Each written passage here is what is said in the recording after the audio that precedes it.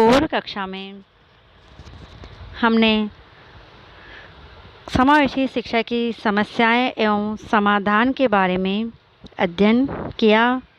इस प्रकार इसके अंतर्गत समावेशी विद्यालय के सर्जन में उत्पन्न समस्याओं या चुनौतियों एवं व्यवस्थाओं पर चर्चा किया जाना अनिवार्य है, जो कि निम्न प्रकार से निम्नलिखित है, जिसमें पहला बिंदु शून्य अस्वीकृति के बारे में जाना कि शून्य अस्वीकृति क्या है। इसके बारे में थोड़ा सा इस क्लास में भी बता देती हूँ। पूर्व क्लास के बारे में शून्य अस्वीकृति में बालक बालिकाओं के प्रवेश करने की स्थितियों से होता है। प्राचीन काल से वर्तमान समय तक विद्यालय व्यवस्था में शिक्षकों, प्रधानाध्यापक, विद्यालय प्रबंध समिति द्वारा विकलांग बालकों, अपवंचित बालकों तथा पिछड़े बालकों को प्रवेश देने में अस्वीकृति का प्रदर्शन किया जाता है। इसके बारे में आपको ज़्यादा जानना है, अधिक से अधिक ये जानकारी लेनी है शून्य अस्वीकृति के बारे में, तो पूर्व क्लास में आप पूर्व क्लास देख सकते हैं। दूसरा बिंदु था आधारभूत संरचना के लिए बाधा रहित वातावरण की सुगम पहुंच के बारे में अध्ययन किया था, जिसके अंतर्गत हम जिस संसार में रहते हैं उसमें विभिन्न प्रकार के लोग निवास करते हैं। जो बच्चे अक्षम, अपवंचित, पिछड़े पैदा होते हैं उन्हें कई समस्याओं का सामना करना पड़ता है, जैसे कि शारीरिक रूप से या मानसिक रूप से। शारीरिक रूप के अंतर्गत जैसे वो चल नहीं सकते हैं या सीढ़ियाँ नहीं चढ़ सकते हैं, तो उनके लिए रैंप की व्यवस्था, सीढ़ियाँ चढ़ने के लिए रैंप की व्यवस्था या उचित व्हील चेयर, इन सब सुविधाओं का ध्यान रखते हैं। अगर वो मानसिक रूप से अक्षम हैं तो उनके लिए, ऐसे बच्चों के लिए आगे से आगे वातावरण तैयार किया जाए, रूढ़िवादी सोच विचार को दूर किया जाए। जैसे कि बहुत से सोचते हैं कि ऐसे बच्चे पढ़ लिख कर क्या करेंगे, तो ऐसी विचारधाराओं को दूर करना है और उनको भी शिक्षा की मुख्य धारा से जोड़ना है। तो इस तरह से जब विद्यालय का वातावरण बाधा रहित होगा तो निश्चित रूप से विद्यालय का स्वरूप समावेशी हो सकता है। इसके भी पूर्व क्लास में इसकी पूरी जानकारी आप ले सकते हैं। फिर नेक्स्ट टॉपिक था प्रत्येक छात्र की आवश्यकता के अनुरूप शिक्षण अधिगम सामग्री, जिसके अंतर्गत कक्षा में विविध योग्यता एवं स्तर वाले छात्र एक साथ अध्ययन करते हैं और उनकी योग्यता एवं स्तर के अनुरूप ही शिक्षण अधिगम सामग्री की व्यवस्था करना कठिन होता है। और इसमें भी दो प्रकार से होती है। शिक्षण अधिगम सामग्री भी दो प्रकार से हो सकती है। जैसे शिक्षण अधिगम सामग्री की सामान्य संरचना, दूसरा है शिक्षण अधिगम सामग्री की अक्षमता के आधार पर संरचना। शिक्षण अधिगम सामग्री की सामान्य संरचना के अंतर्गत जो सामान्य, अक्षम एवं अपवंचित छात्रों के लिए उपयोगी सिद्ध होती है। जैसे कि बच्चों का जो शिक्षण अधिगम सामग्री है, अगर रुचिपूर्ण, उपयोगी, आधुनिक, वैज्ञानिक, मनोवैज्ञानिक, बाल केंद्रित शिक्षण अधिगम सामग्री की व्यवस्था करने में समस्याएं उत्पन्न होती है, जिससे कि शिक्षाएं इस प्रकार से अगर समस्याएं उत्पन्न होती है। इसके बारे में दूसरा बिंदु था, इसमें शिक्षक द्वारा छात्रों की अक्षमता, रुचि, योग्यता एवं स्तर को ध्यान में रखकर ही शिक्षण अधिगम सामग्री प्रस्तुत की जाती है। जैसे कि प्रतिभाशाली छात्र है तो उनके लिए वीडियो क्लिप की व्यवस्था करें, और जैसे सामान्य छात्र है तो उनको सामान्य छात्र के अनुसार, जैसे मंद बुद्धि है तो मंद बुद्धि, श्रवण अक्षम है तो श्रवण, तो इनमें इन अक्षमताओं को ध्यान में रखते हुए जो जिस छात्र में जो अक्षमता है उस अक्षमता को ध्यान में रखते हुए अगर शिक्षण अधिगम सामग्री प्रस्तुत की जाए तो उनको अधिक से अधिक अच्छा शिक्षण कराया जा सकता है। आज का बिंदु है संसाधन कक्ष, रिसोर्स रूम। संसाधन कक्ष क्या है? इसके अंतर्गत संसाधन कक्ष के अंतर्गत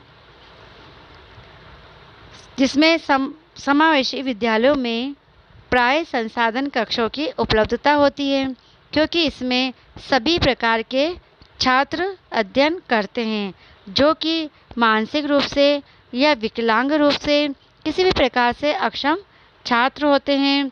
जैसे कि किसी बच्चे को अगर पढ़ने में अगर किसी बुक को पढ़ाया जाए और वो रुक रुक कर पढ़ता है, तो इसको अगर शिक्षक चाहे तो उसको व्यक्तिगत रूप से शुद्ध उच्चारण कराने में उसकी मदद कर सकता है।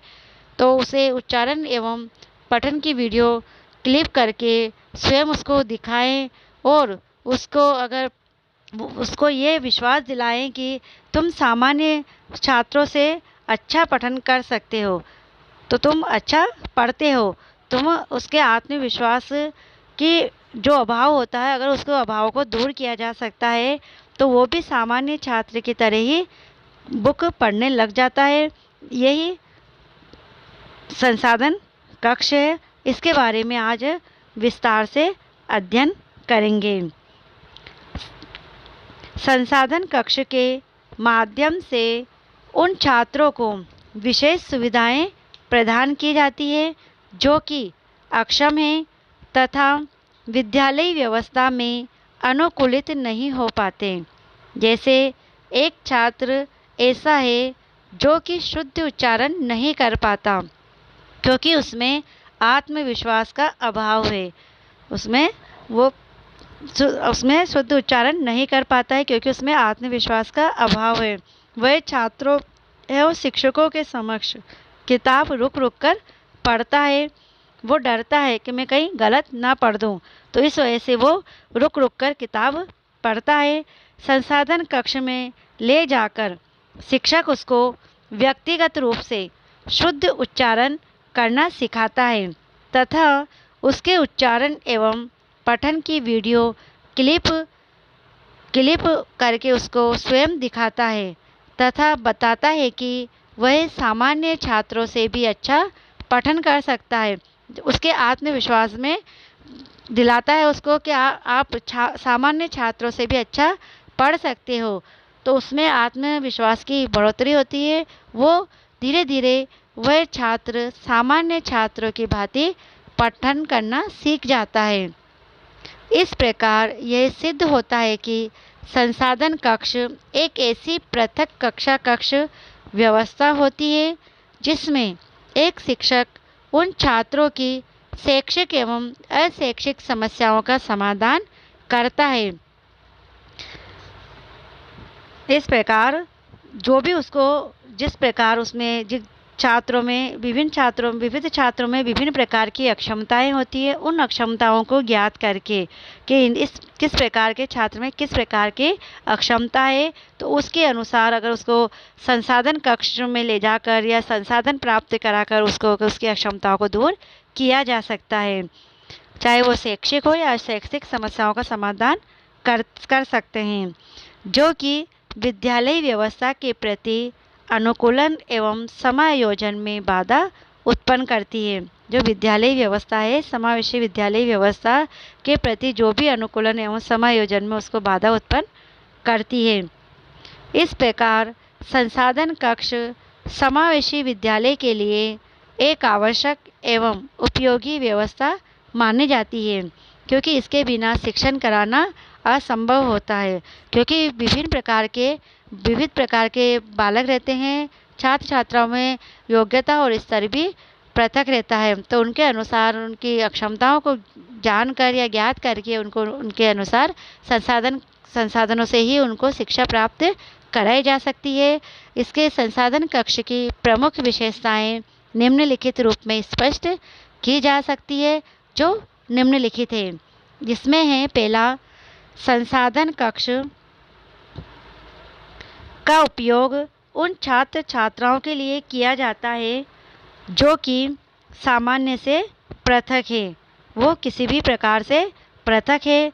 जैसे कि एक छात्र का अधिगम स्तर सामान्य से 0 होता है, तो संसाधन कक्ष के माध्यम से उसकी समस्याओं को जाना जा सकता है और उनके समाधान करते हुए उनका अधिगम स्तर सामान्य छात्रों के समान लाया जा सकता है। उनकी उन अक्षमताओं को जानकर ही उनको उन अक्षमताओं को दूर किया जा सकता है और उनको उस अक्षमता के अनुसार ही उनको संसाधन प्राप्त कराए जाते हैं। दूसरा है, संसाधन कक्ष को उपचारात्मक कक्ष के रूप में भी जाना जाता है, क्योंकि इसमें उन छात्रों को एकत्रित किया जाता है जो कि सामान्य छात्रों से पिछड़े हुए होते हैं। उनका उपचार करके उनकी गतिविधियों, व्यवहार एवं अधिगम स्तर को सामान्य करने का प्रयास किया जाता है। सामान्य वही पिछड़े छात्रों को, जैसे जो अक्षमता है उनको उनका उपचार करके उनकी जो गतिविधियां हैं, व्यवहार, अधिगम स्तर को सामान्य करने का प्रयास किया जाता है। अतः इस कक्ष में उपचारात्मक शिक्षण व्यवस्था को संपन्न किया जा सकता है। उपचारात्मक शिक्षण व्यवस्था के अंतर्गत उनकी जो पिछड़े छात्र हैं, अक्षम छात्र हैं, उनकी अक्षमताओं को ज्ञात करके ऐसे छात्रों को सभी को एक जैसे इकट्ठा करके उनको जो पिछड़े हुए हैं उनका उपचार करके उनकी किस प्रकार की उनमें अक्षमता है तो उनको उस प्रकार से उन संसाधनों का व्यवस्था करके उनका उपचार करके उनकी गतिविधियों, व्यवहार एवं अधिगम स्तर को सामान्य करने का प्रयास किया जा सकता है। तीसरा है, इसमें सभी उपकरण अक्षम एवं अपवंचित छात्रों की आवश्यकता को ध्यान में रखकर एकत्रित किए जाते हैं। संसाधन कक्षों में जो भी उपकरण संपन्न किए जाते हैं वो छात्रों की जो भी आवश्यकता है उनको आवश्यकताओं को ध्यान में रखकर ही उन छात्रों को दिए जाते हैं, उनसे उनको शिक्षण कराया जाता है। इस प्रकार के कक्षों से ही समावेशी जो उद्देश्य है उनकी प्राप्ति होती है और सभी अच्छे से शिक्षण कर सकते हैं। नेक्स्ट है, संसाधन कक्ष के लिए विशिष्ट शिक्षकों की नियुक्ति की जाती है। चौथा है, संसाधन कक्ष में व्यक्तिगत एवं सामूहिक उपचार किया जा सकता है। इसमें जो शिक्षक समान समस्याओं वाले छात्रों को 2 से 5 तक समूह बनाकर संसाधन कक्ष में ले जाते हैं तथा उनकी शैक्षिक एवं अशैक्षिक सभी समस्याओं का समाधान उसमें किया जाता है। नेक्स्ट है, संसाधन कक्ष के लिए विशिष्ट शिक्षकों की नियुक्ति की जाती है। जिस समस्या का समाधान सामान्य शिक्षक नहीं कर सकता है तो इसके लिए विशेष शिक्षक या विशिष्ट शिक्षकों की नियुक्ति की जाती है जो संसाधन कक्ष का प्रयोग करके विशिष्ट शिक्षकों द्वारा किया जा सकता है। ये विशिष्ट शिक्षक समावेशी शिक्षा एवं गतिविधियों के बारे में पूर्ण जानकारियाँ रखते हैं तथा और इस क्षेत्र के वे विशेषज्ञ होते हैं।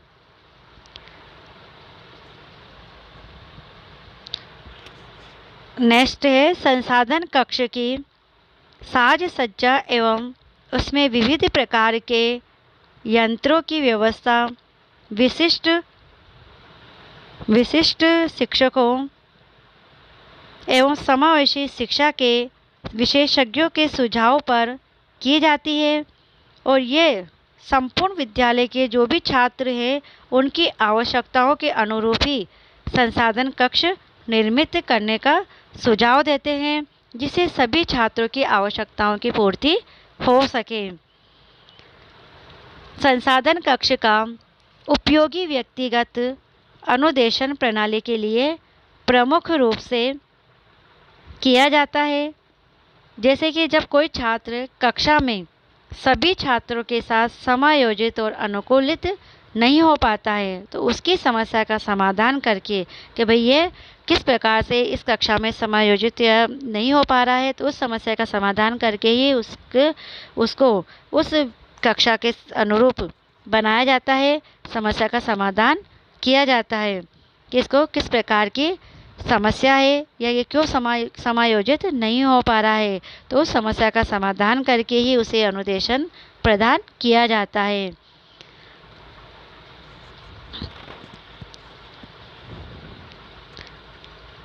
नेक्स्ट है संसाधन कक्ष के माध्यम से सामान्य कक्षा शिक्षण एवं मूल्यांकन एवं समीक्षा होती है, जिसमें विविधता से संपन्न छात्रों की समस्याओं का समाधान किया जाता है और उनकी जो शैक्षिक आवश्यकताओं की पूर्ति भी जब कक्षा शिक्षण एवं सामान्य शिक्षक द्वारा नहीं होती है तो विशिष्ट शिक्षक द्वारा उनकी कक्षा का उपयोग करके उनकी समस्याओं का समाधान किया जाता है। नेक्स्ट है संसाधन कक्ष में छात्र को जो भी गृह कार्य दिया जाता है वह छात्र की रुचि एवं उसके स्तर को ध्यान में रखकर दिया जाता है। जो भी गृह कार्य दिया जाता है वो छात्र की रुचि एवं उसके स्तर को ध्यान में रखकर ही दिया जाता है। वह जिस प्रकार का गृह कार्य चाहता है उसी प्रकार का शिक्षक द्वारा ठीक उसी प्रकार का गृह कार्य दिया जाता है, जिससे भी शैक्षिक सुधार संभव होते हैं तथा वह संसाधन कक्ष को अपने लिए उपयोगी मानता है। नेक्स्ट है इसके द्वारा सभी विषयों का उपचारात्मक शिक्षण संभव होता है। संसाधन कक्ष में किसी विषय से संबंधित समस्या का समाधान नहीं होता, वरन इसमें सभी विषयों से संबंधित छात्रों की समस्या का समाधान होता है। उनका उपचारात्मक शिक्षण कक्ष की व्यवस्था होती है। जिन छात्रों को जिस प्रकार की अक्षमता है उनके अनुसार उनकी आवश्यकताओं को ध्यान में रखते हुए उनका उपचारात्मक शिक्षण संभव होता है। नेक्स्ट है संसाधन कक्ष के माध्यम से उचित प्रभावी अनुदेशन प्रदान किया जाता है। जो उनको किस प्रकार का अनुदेशन चाहिए उस प्रकार से उनको अनुदेशन दिया जाता है। इनमें पहली अवस्था में छात्रों की संख्या बहुत कम होती है और द्वितीय इसमें शिक्षक समावेशी शिक्षण के विशेषज्ञ होते हैं। तीसरी अवस्था में उनके पास अनुदेशन से संबंधित नवीन तकनीकी एवं शिक्षण यंत्र होते हैं। इस स्थिति में वे बालक की प्रत्येक समस्या का समाधान आसानी से करने में सक्षम होते हैं। अतः इस प्रकार से स्पष्ट हो जाता है कि संसाधन कक्ष के माध्यम से अक्षम एवं अपवंचित या पिछड़े बालक बालिकाओं को शैक्षिक एवं अशैक्षिक आवश्यकताओं की पूर्ति करके विविध पक्षों से संबद्ध करते हुए उनका विकास किया जा सकता है। अतः समावेशी विद्यालय की स्थापना के लिए संसाधन कक्ष का होना अनिवार्य माना जाता है, क्योंकि शिक्षक भी उनकी जो अक्षम है या पिछड़े बालक है उनको शिक्षण कराते समय अध्ययन कराते समय संसाधनों का होना अत्यंत आवश्यक है। बिना संसाधनों के वो भी शिक्षण नहीं करा पाते हैं, क्योंकि बच्चों में विविध प्रकार की योग्यता और स्तर को ध्यान में रखते हुए ही संसाधन कक्षों की आवश्यकता पड़ती है और उन छात्रों के आवश्यकता के अनुरूप ही वो संसाधन कक्षों का आवश्यकता के अनुसार संसाधन कक्षों का उपयोग करके ही वो शिक्षण को प्रभावी बनाया जा सकता है। ओके, धन्यवाद।